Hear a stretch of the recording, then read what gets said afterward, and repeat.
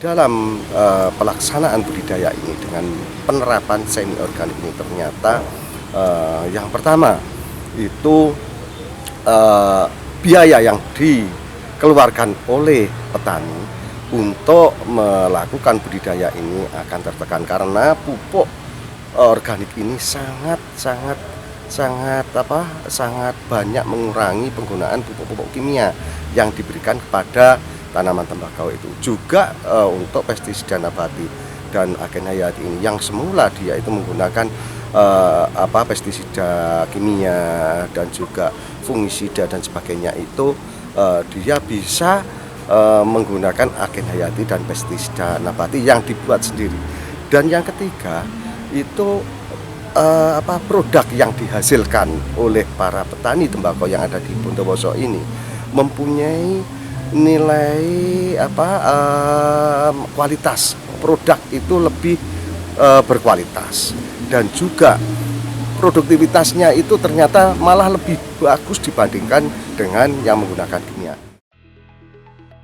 Dalam kunjungannya, petani tembakau Kabupaten Blitar bersama PPL juga mendapat paparan langsung dari Bu Harto, Ketua Kelompok Tani Karya Tani 2, Desa Karangmelok, Kecamatan Tamanan, Kabupaten Bondowoso. Bu Harto menjelaskan tentang penggunaan pupuk organik yang kini sudah banyak beralih menggunakan pupuk tersebut. Tidak hanya petani tembakau saja, bahkan tanaman lain juga banyak menggunakan pupuk organik.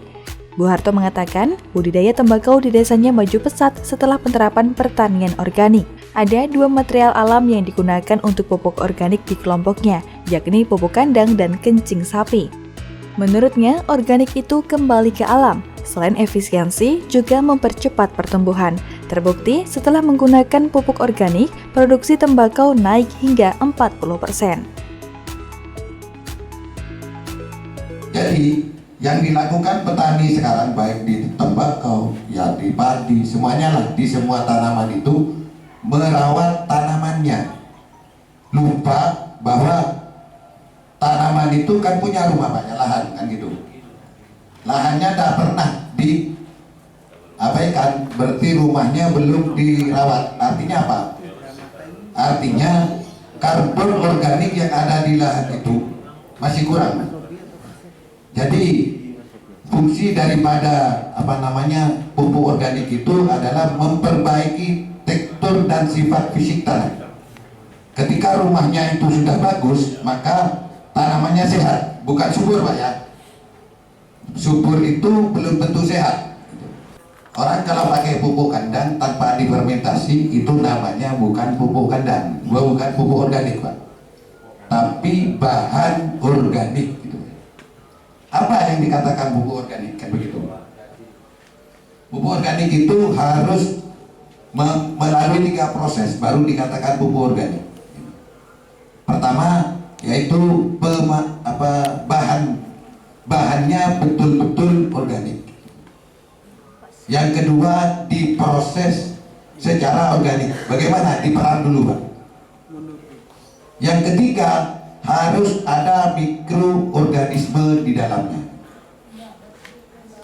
Dan pupuk organik itu kalau sudah jadi seperti itu bukan jumlahnya. Tadi saya tanya itu ada rekomendasi katanya kalau pakai pupuk organik sampai 25 ton, Pak ya. 10 ton, Pak ya. 10 ton rekomendasi dari perusahaan kalau mau pakai organik. Sebetulnya bukan seperti itu. Pemakaian organik itu bukan sisi jumlahnya, tapi kontinuitas, Pak, karena perlu proses. Sekalipun banyak malah merusak ke tanamannya. Materinya tadi itu suatu rangkaian yang akan kita bangun. Ekosistem alam ini kita kembalikan ke alam, semuanya kita kembalikan ke alam. Jadi bagaimana mengkonservasi lahan ketika lahan itu bagus, rumahnya bagus, maka tanamannya akan sehat. Ketika tanaman sehat, buahnya ya bagus, juga hama dan penyakit tidak akan masuk, Pak, kalau imunnya kuat. Kuncinya adalah bagaimana kita membangun ekosistem yang sudah ada di tempat itu, karena berbicara organik itu spesifik lokalita. Kata kuncinya di situ. Jadi kalau sekarang kita lakukan adalah dari akademik itu adalah membangun ekosistem tertutup. Tidak boleh ambil di mana-mana, tapi di tempat itu dikembalikan lagi ke tempat itu. Tidak hanya mendengarkan paparan, petani dan PPL dari Kabupaten Blitar juga diberikan kesempatan untuk bertanya terkait cara pembuatan pupuk organik dan pestisida nabati serta penerapan penggunaannya yang dibuat oleh Bu Harto, Ketua Kelompok Tani Karya Tani 2. Kami di sini akan menanyakan tentang asam amino tadi yang terbuat dari 10 liter tetes dan 5 kg ikan lemuru atau ikan laut lainnya. Pokoknya ikan laut. Ikan laut. Nah, yang kami tanyakan tadi setelah diaplikasikan di tanaman tembakau tadi semalam atau sehari semalam itu pertumbuhannya kurang lebihnya 10 cm. Begitu kalau tidak salah. 1 cm. 1 atau 10 Pak? 1 cm, 10 cm. Nah, sehingga dengan tanaman tembakau tadi di lapang umur 53 hari sehingga hampir sama dengan yang tanaman yang 90 hari, begitu Pak ya. Nah, pertanyaan saya, apakah ini juga bisa diaplikasikan pada tanaman lainnya? Artinya mungkin bisa untuk tomat atau untuk cabai dan sebagainya. Itu yang pertamanya. Kalau ke tanaman horti lebih bagus Pak dan tahan lama. Karena itu semua nutrisi akan dijadikan asam amino Pak. Cuma yang ada di pohon itu esensialnya kita tambah Pak. Asam amino itu semuanya bisa diserap dari NH4NO3. Itu menjadi asam amino, lalu glukosa, sukrosa, silulosa, baru diserap Pak jadi atom itu. Jadi ibarat orang itu impus itu Pak. Makanya sembuh kena itu, kena musaid itu sembuh Pak, kena itu.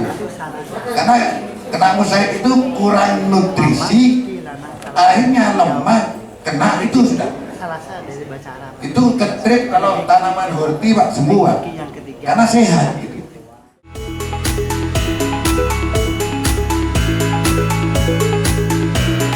Pemirsa, kegiatan kemudian dilanjutkan dengan peninjauan ke lokasi produksi pupuk organik pada curah dan granul. Di sini, rombongan petani tembakau Kabupaten Blitar diajak melihat langsung dan mempelajari proses pembuatan pupuk organik secara lebih detail. Bertani organik seperti ini diharapkan mampu mendongkrak pendapatan petani. Dengan membuat sendiri pupuk organik, petani akan bisa menekan pengeluaran belanja pupuk kimia.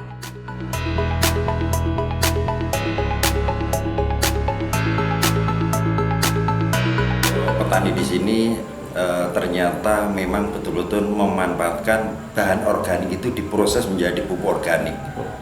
Kemudian di Blitar itu sendiri sebetulnya gudangnya bahan organik, akan tetapi memang sudah banyak yang mengolah menjadi pupuk organik, akan tetapi belum semuanya.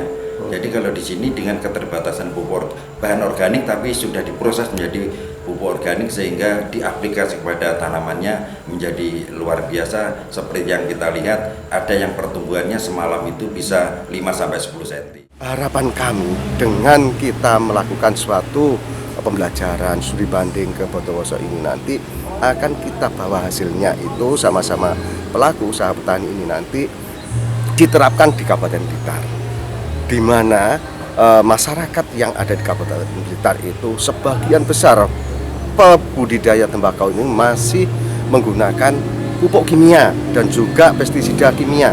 Itu harapan kami itu nanti akan bisa diterapkan di Blitar, dan harapan kami juga dengan menggunakan pupuk organik pestisida nabati ini sehingga keseimbangan lingkungan ini nanti akan terjaga, tidak ada hama penyakit yang menjadikan suatu wabah di situ sehingga akan puso dan sebagainya tidak akan terjadi. Itu harapan kami yang ada di Dinas Pertanian. Pemirsa, demikian tadi berlangsungnya studi lapang yang digelar oleh Dinas Pertanian dan Pangan Kabupaten Blitar bersama puluhan petani tembakau ke Kabupaten Bondowoso. Semoga ke depan ilmu yang telah didapatkan segera diterapkan para petani, sehingga ke depan penggunaan pupuk kimia dan pestisida kimia di kalangan petani tembakau Kabupaten Blitar dapat terus ditekan. Saya Anissa Azhara, terima kasih atas kebersamaan Anda. Sampai jumpa dan salam CTV.